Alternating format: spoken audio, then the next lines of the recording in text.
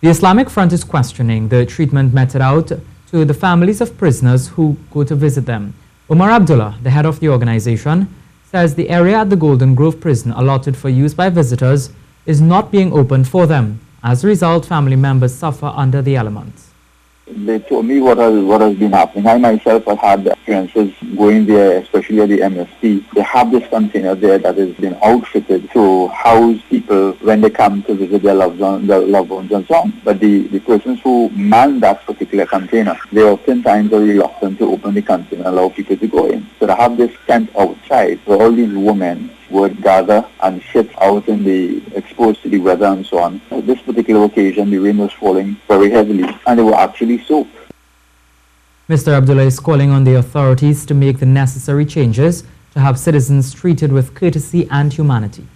I mean, we in 2017, we had the Prime Minister talking about Vision 2030. I mean, how it is we're going to get there? If it is we don't address the very little issues that our people are clamoring for. We want to be comfortable in this country. We are citizens. We know what is happening in the judiciary already. We know what's happening within the TTPS. We know what is taking place within the prison. So on top of all that, you want to bad treat the family members who are coming to visit their loved ones in prison. Come on, this is over and above.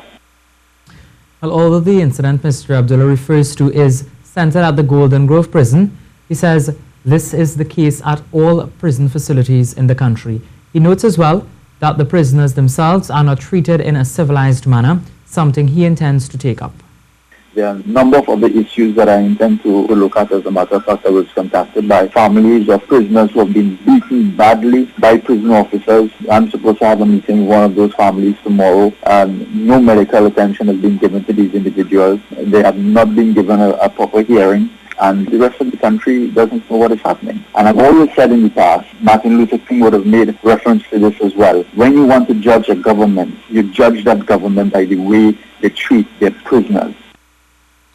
Mr. Abdullah says that it is these small social issues which can push a nation over the edge. He insists it is not money, but the treatment people receive, which will allow them to decide to either go on a peaceful or rebellious course of action.